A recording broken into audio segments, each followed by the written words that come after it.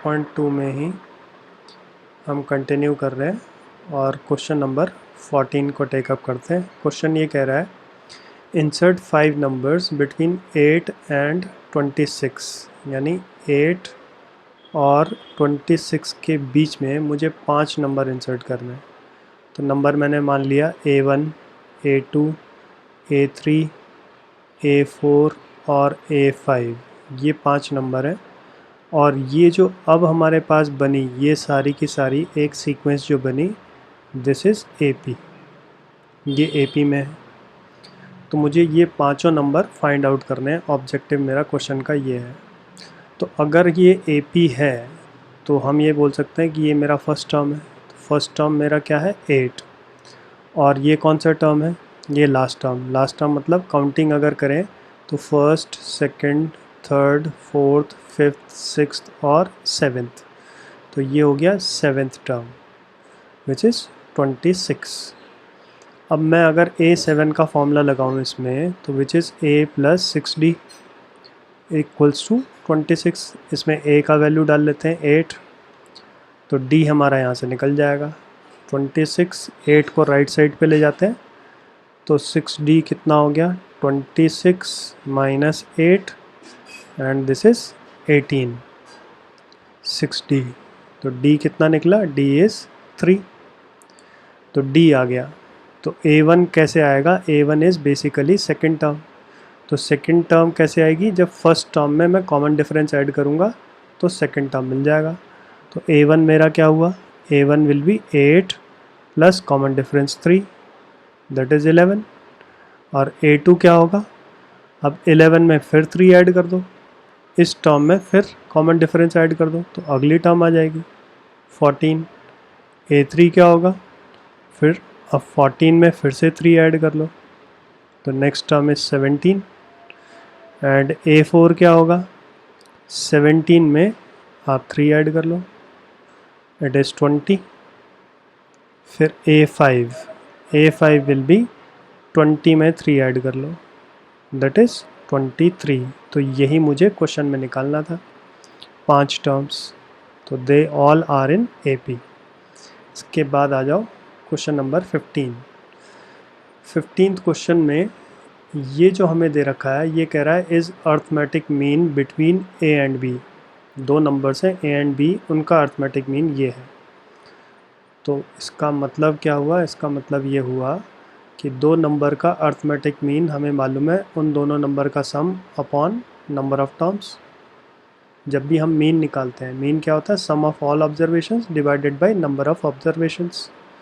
और ये हमें दे रखा है इसके इक्वल है AN + BN over AN-1 + BN-1। ये हमें गिवन है और हमारा ऑब्जेक्टिव है n फाइंड करना।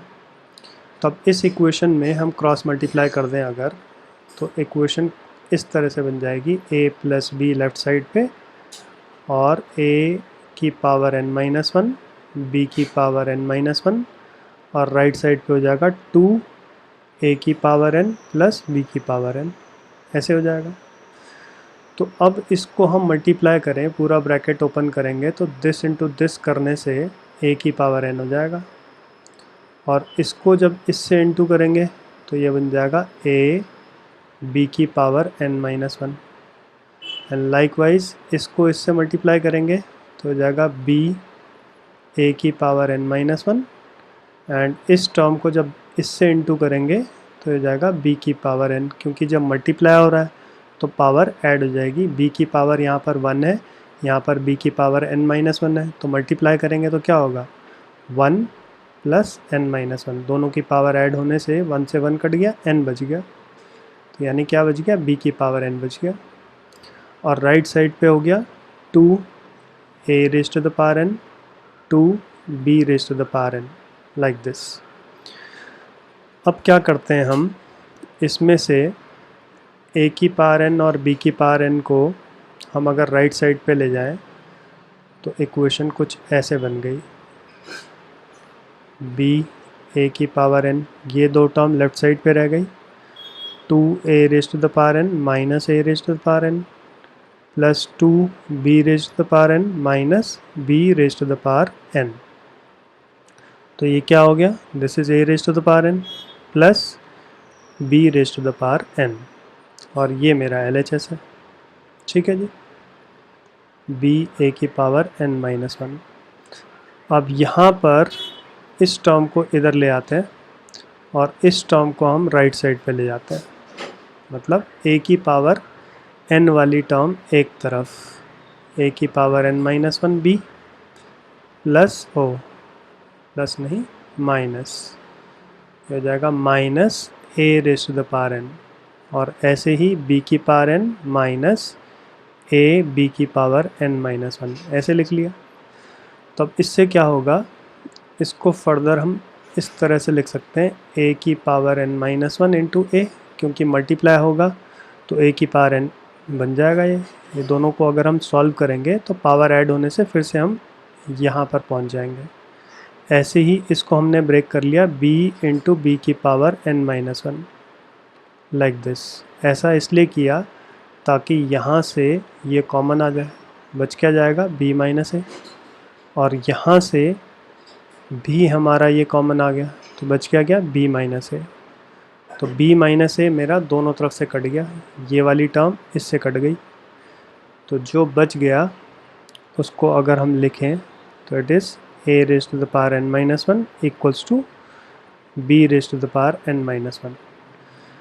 यानी फर्दर इसको हम ऐसे लिख सकते हैं, a की power n minus 1 divided by b की power n minus 1 equals to b की power n minus 1 divided by b की पावर n माइनस 1। दोनों तरफ हमने b की पावर n माइनस 1 से डिवाइड कर लिया, तो उसकी वजह से इस पूरे को हमने ऐसे लिख लिया और ये कट के 1 हो गया।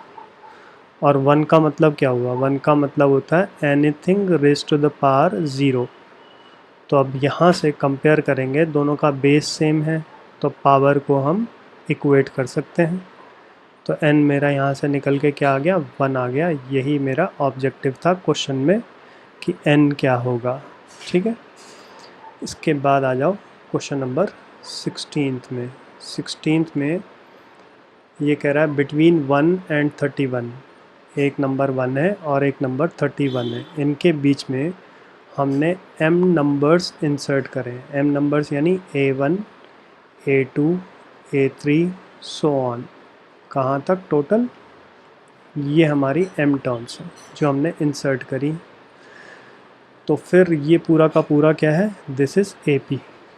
तो अगर AP है that means again we can say कि first term is 1 and last term क्या है 31। तो लास्ट टर्म अगर काउंटिंग में बोलें तो कौन सा होगा, टोटल यहाँ से लेकर के यहाँ तक ये हमारी कितनी टर्म्स हैं, m टर्म्स हैं। ठीक है, और एक टर्म्स ये और काउंट कर लो, तो यहाँ से यहाँ तक अब कितनी हो गई, ये टोटल m प्लस 1 टर्म्स हो गई। तो इसके आगे ये कौन सी टर्म हो गई, ये हो गई am प्लस 2। तो am प्लस 2 इज़ 31।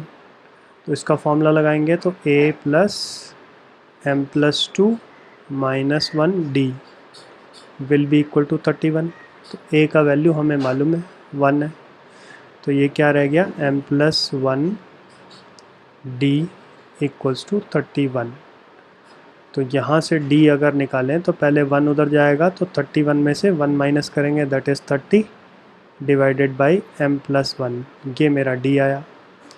अब आगे क्वेश्चन ने क्या बोला है, उसने बोला है कि the ratio of 7th and m minus 1th number, यानी इसका मतलब क्या है, 7th मतलब a7 और am माइनस 1, इनका जो रेशो है ये है 5:9। और मुझे इसके बेसिस पे क्वेश्चन ने बोला कि आप फाइंड करिए m क्या होगा।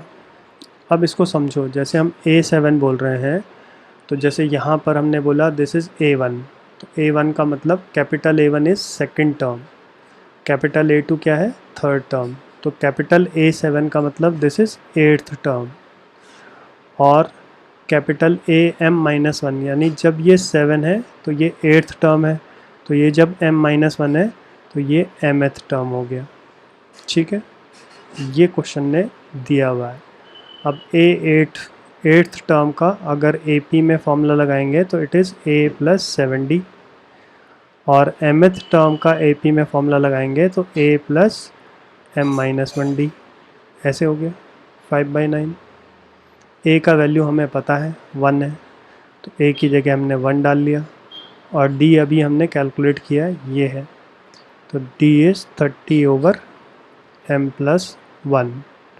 ऐसे ही नीचे A का वैल्यू डाल लेते हैं 1, और ये हो गया m-1, और D की जगह 30/m+1, this equals to 5/9।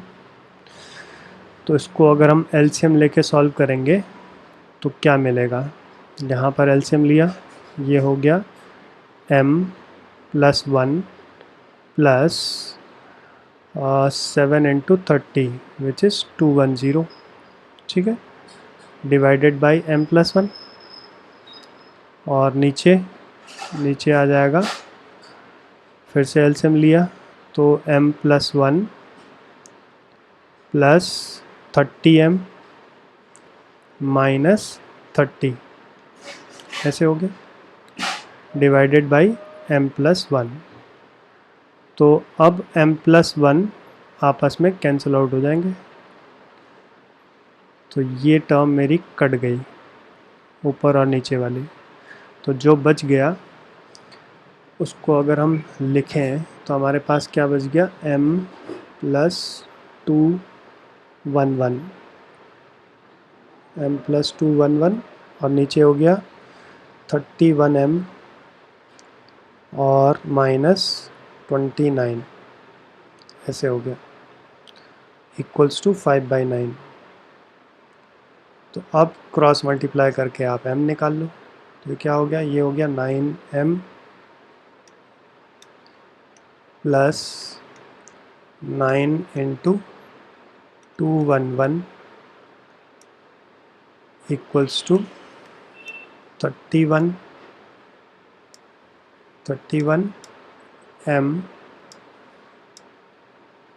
× 5 minus 29 × 5 ऐसे रह गया हमारे पास, ठीक है। तो 31 × 5 का मतलब कितना हुआ, ये हो गया 5 और 15 155m हो गया है, तो इसकी वैल्यू हमने लिख ली 155m, और 9m को राइट साइड पे लेगा -9m। फिर इसको मल्टीप्लाई किया तो ये हो गया 9 एंड 9 2 ज़ा 18, और इस टर्म को मल्टीप्लाई करके लेफ़्ट साइड पे लिया है तो प्लस हो गया 9 × 5 45 एंड 9 × 2 10, तो 145 हो गया। तो ऐड होकर के ये हो जाएगा 9 + 5 4 and 4 13 and 9 10 2034 divided by right side पे कितना आ रहा है, राइट साइड पे आ रहा है 115 - 146 ऐसे। तो इसको सॉल्व किया तो हमारे पास m का वैल्यू आ जाएगा विच इज़ 14। तो यही मेरा आंसर है, बस ख़त्म। इसके बाद नेक्स्ट क्वेश्चन देखिए। नेक्स्ट क्वेश्चन में हमको क्या बोल रहा है, ये कह रहा है a man starts repaying a loan as first instalment of ₹100। तो फर्स्ट इंस्टॉलमेंट का मतलब ए हो गया 100, और ही इंक्रीजेज द इंस्टॉलमेंट बाई ₹5, तो डी हो गया 5, और व्हाट अमाउंट विल ही पे इन 30th इंस्टॉलमेंट। इसका मतलब मुझे A30 निकालना है, बस सिंपल, यही मेरा ऑब्जेक्टिव है। तो अब A30 का फॉर्मूला लगा लो, A + 29D। तो A का वैल्यू है 100 प्लस 29, D का वैल्यू है 5, तो कितना हो गया 100 + 145 हो गया ये मल्टीप्लाई होने से। तो दोनों को ऐड करेंगे तो इट कम्स आउट ₹245।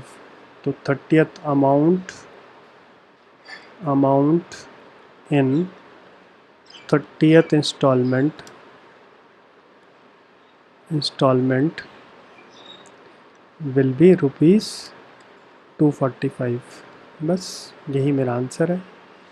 इसके बाद आ जाओ क्वेश्चन नंबर 18। तो 18th क्वेश्चन में ये कह रहा है the difference between two consecutive interior angles of A polygon is 5 degree. तो डिफरेंस का मतलब डी हो गया, common difference, and smallest angle is 120 degree, यानी ए हो गया 120। और फिर ये कह रहा है फाइंड करिए नंबर ऑफ साइड्स पॉलीगन की कितनी साइड्स होंगी। तो सबसे पहले sum of all angles in ए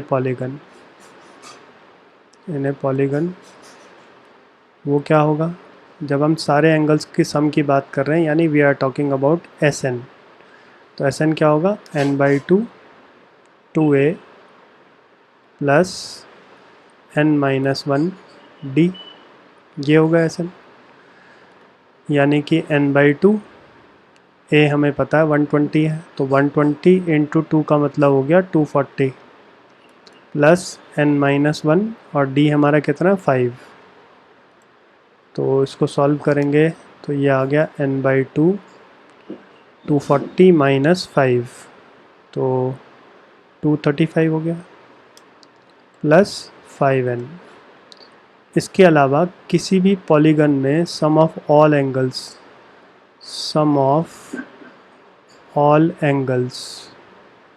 वो क्या होता है, किसी भी पॉलीगन में सम ऑफ ऑल एंगल्स होता है n-2 इंटू 180, ये होता है सम ऑफ ऑल एंगल्स। तो दैट मीन्स ये भी सम ऑफ ऑल एंगल्स है, ये भी सम ऑफ ऑल एंगल्स है, तो दोनों को हम इक्वेट कर सकते हैं। तो यहाँ से रिजल्ट क्या आया, n/2 235 plus 5n equals to n-2 into 180, ये आ गया। तो अब हमने क्या किया, पहले 2 को राइट साइड पे ले जाते हैं और n को अंदर मल्टीप्लाई कर लिया। तो 235n plus 5n² equals to n-2 into 360 हो गया। अब यहाँ से और यहाँ से सारी टर्म्स ऐसी हैं जो कि 5 से डिवाइड हो जा रही हैं। तो 5 से अगर सबको डिवाइड कर लें तो पहले ये टर्म क्या बनेगी n², और इसको 5 से डिवाइड करेंगे तो 5 4 20 एंड 7 47 हो जाएगा। और राइट साइड पे क्या आएगा, राइट साइड पे हो जाएगा 5 2 72 हो जाएगा, लाइक दिस। तो अब इसको मल्टीप्लाई करो, 72n एक हो गया 72n माइनस 144। तो फाइनली अब मेरे पास एक क्वाड्रेटिक इक्वेशन आ जाएगी। तो इक्वेशन क्या आई, n², 72 को लेफ़्ट साइड पे लाके माइनस करते हैं तो कितना हो गया, 12 माइनस 7 3 और 6 माइनस 4 2 23n हो गया, और प्लस 144। तो अब मिडिल टर्म स्प्लिट कर लेते हैं।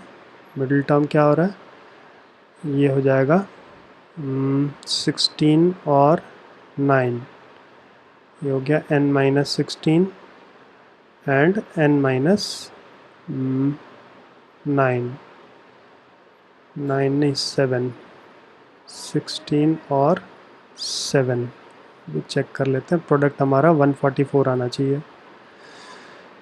तो 16 इंटू 7 तो 144 नहीं आएगा, तो 19 इंटू 4 ये भी नहीं आएगा, और अच्छा ये 5 है, तब आ जाएगा 16 और 9। तो कितना आएगा, n का वैल्यू क्या आ रहा है 16, एक वैल्यू आ रहा है 16 और एक वैल्यू आ रहा है 9। तो अब आप क्या करो, A16 निकालो। इसका मतलब हम ये कह रहे हैं पॉलीगन की टोटल जो साइड्स हैं या तो 16 हो सकती हैं या 9 हो सकती हैं। अब दो पॉसिबल हैं कि नहीं है ये देखना पड़ेगा। तो A16 का वैल्यू निकालते हैं, विच इज़ A + 15D। तो ए हमारा था 120 डिग्री और डी हमारा आई गेस 5 था, डी हमारा 5 है, तो डी की जगह 5 डालेंगे तो ये कितना आ रहा है, ये आ रहा है 120 प्लस 75, तो विच इज़ 195, नॉट पॉसिबल, कोई भी एंगल 180 से बड़ा नहीं हो सकता, दिस इज़ नॉट पॉसिबल। ठीक है, तो इसका मतलब हमारे पास number of terms will be 9, और ए 9 का वैल्यू निकाल के और कंफर्म कर लेते हैं। ये हो गया 8D, ए हो गया 120 एंड 8 इंटू 5 तो 40 हो गया, तो 120 प्लस 40 इट इज़ 160, तो ये पॉसिबल है। किसी भी पॉलीगन में एंगल मोर देन 180 डिग्री नहीं हो सकता है, तो इसलिए फाइनली हम क्या बोलेंगे, number of sides in a polygon is 160, ना इज़ 9, नॉट 160, 160 डिग्री तो एंगल है लास्ट, इज़ 9, तो number of sides in a polygon is 9, बस।